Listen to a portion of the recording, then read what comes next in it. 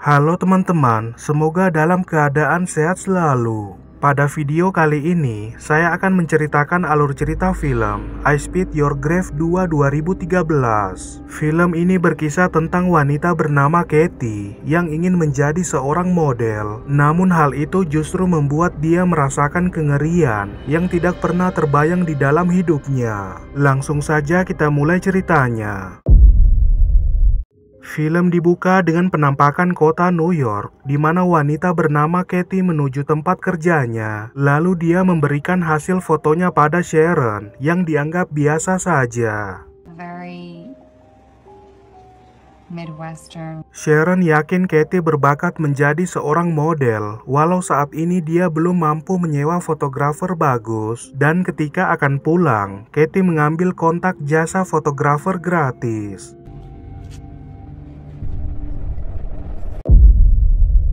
Setibanya di apartemen, Katie teralihkan dengan tetangganya Jason kesusahan menangkap tikus, di mana terlihat Katie ahli membuat perangkap tikus yang dipelajarinya sewaktu tinggal di peternakan. Jason akan mentraktir minuman sebagai ucapan terima kasih. Lalu beberapa saat kemudian, Katie menghubungi nomor telepon jasa fotografer itu yang diarahkan mengirim foto selfie. Setelah Katie mengirimkan fotonya ke fotografer bernama Ivan, pria itu langsung memberikan alamat tempat pemotretan, di mana terlihat Katie mendatangi alamat tersebut. Pemotretan model lain sedang berlangsung, dan adiknya Ivan bernama Georgie menyambut kedatangan Katie. Lalu dia diarahkan Ivan mengganti bajunya. I'm joking. In the back, Georgie will show you. Georgie tertarik dengan kecantikan Katie, dan ketika melakukan pemotretan, Ivan ingin sesuatu yang beda dari Katie, yaitu sedikit membuka bajunya. Something sexy and sensual. Katie menolak hal itu dan kembali ke apartemen. Lalu beberapa waktu kemudian, Georgie memberikan hasil foto Katie, di mana dia dengan terpaksa menerima file itu dan dengan tegas tidak mengizinkan Georgie masuk. Nice day. Okay, bye. Miss Katie. Di malam harinya, terlihat Georgie sangat tertarik pada Katie. Sementara itu, Katie pergi membuang sampah, lalu dia pun bersiap untuk tidur.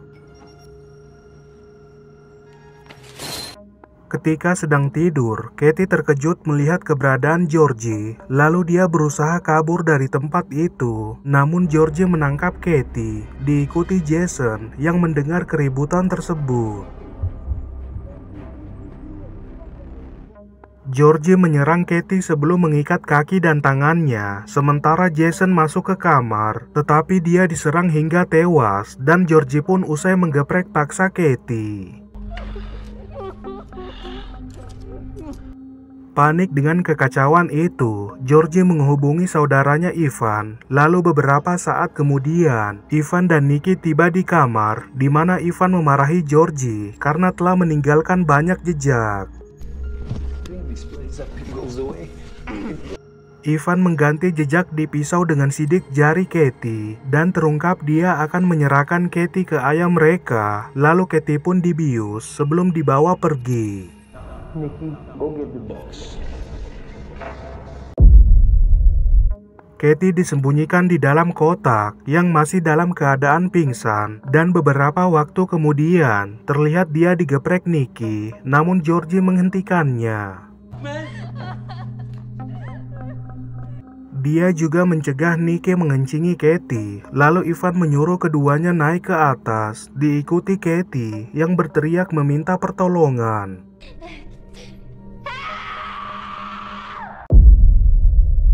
Kemudian Ivan membangunkan Katie dan menyuruhnya mandi, sementara Georgie membawakan gaun untuknya. Dan setelah Georgie memakaikan gaun itu, Katie menyerang Georgie. Dia pun kabur dari tempat itu lewat jendela, dan setibanya di tengah kota, Katie memohon bantuan. Namun para warga tidak mengerti bahasanya, diikuti petugas yang akan membawa Katie.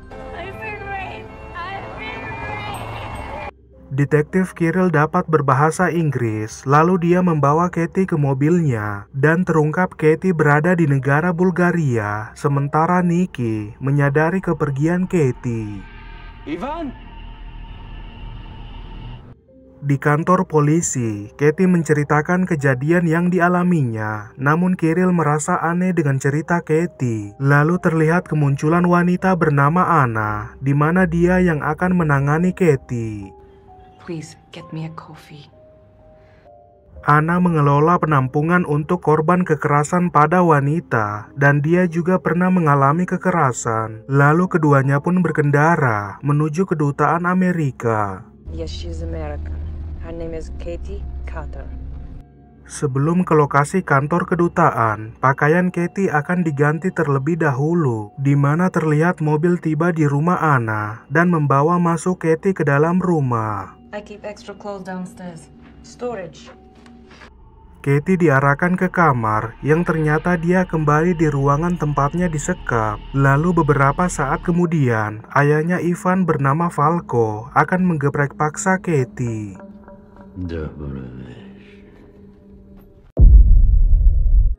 Terungkap Anna adalah ibunya Georgie, sementara Falco menyiksa Katie sambil digeprek, dan setelahnya dia keluar dari ruangan tersebut. I'm done. Falco memuji hasil tangkapan mereka, dan Ivan pun mendatangi Katie yang menyatakan kalau dia sekarang jijik melihat Katie. Kemudian ketiganya menggali tanah, di mana mereka akan mengubur Katie hidup-hidup. Mereka memasukkan Katie ke dalam kotak, lalu terlihat ketiganya usai mengubur Katie, dan beberapa waktu kemudian, kotak itu terjatuh di lorong bawah tanah, diikuti Ivan yang menyatakan kalau mereka terlalu beresiko untuk kembali ke Amerika. Can't go back ever. It's too risky. Katie sadarkan diri dalam keadaan tubuh penuh luka, di mana dia menemukan pakaian untuk dikenakan dan bertahan hidup dengan memakan burung yang cedera.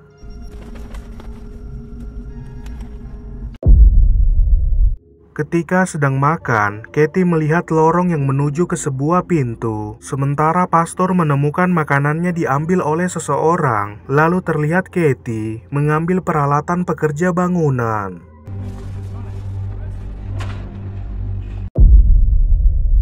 Kemudian pastor memergoki Katie, di mana dia memberikan Alkitab dan menanyakan keberadaannya. Namun Katie tak ingin ditolong sebelum pergi dari tempat tersebut.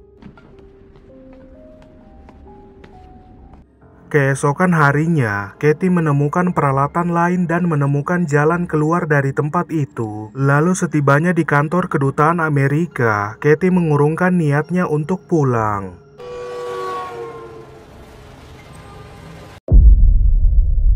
Ketika sedang berada di gereja, pastor mengetahui kalau Katie diperlakukan sangat buruk. Namun Katie menolak untuk dibantu. Lalu pastor menemukan ayat yang dibaca Katie, yaitu pembalasan adalah milikku.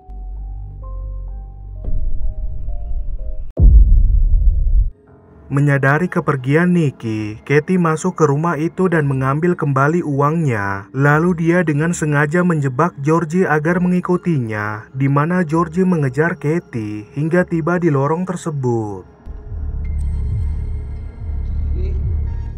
Dalam pencarian, Georgie masuk dalam jebakan Katie, sementara pastor yang cemas melaporkan hal itu ke detektif Kirill, dan Kirill pun menyadari kalau itu adalah wanita Amerika yang pernah dia temukan di jalan. What does she look like?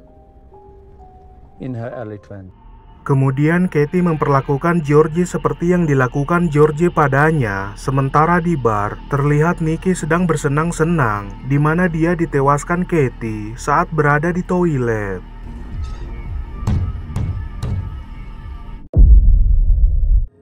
Ketika sedang menghadiri acara perkabungan Nikki, Falco melihat keberadaan Katie. Lalu dia pun pergi mengejar Katie sebelum akhirnya dibuat pingsan. Dan Katie memperlakukan Falco seperti yang dilakukan Falco padanya. Katie memotret Georgie layaknya fotografer, sementara Anna menemukan kamarnya berantakan, lalu mendengar piring musiknya di ruangan itu sebelum diserang Katie dan terjatuh di lorong tersebut. Anna menjerit melihat anaknya Georgie telah tewas, di mana Katie memasukkannya ke dalam kotak, diikuti Ivan yang menyadari kekacauan itu dan mencari Anna ke lorong. Anna? Kirill merasa bersalah karena tidak membantu Katie, dan pastor pun menunjukkan jalur menuju lorong bawah tanah. Sementara Ivan menemukan Georgie sebelum diserang dari belakang, lalu dia sadarkan diri yang terikat di meja. Kemudian Kirill menelusuri lorong itu, diikuti Ivan yang menyatakan bahwa Anna bukanlah ibunya, melainkan seorang penjual yang menjual para wanita kepada Falco. You're the sickest of them all. Georgie pun akhirnya tewas dan Katie mengunci Anna di dalam kotak. Kemudian dia memperlakukan Ivan seperti yang dilakukan Ivan padanya. First few days, I wished I was dead. Setelah Ivan sekarat, Kirill tiba di tempat itu, di mana dia menewaskan Ivan saat akan menyerang Katie. Lalu Katie pun pergi dari tempat tersebut. Kirill menemukan keberadaan Anna di dalam kotak, sementara Katie berjalan mendatangi kedutaan Amerika sebelum layar menjadi hitam.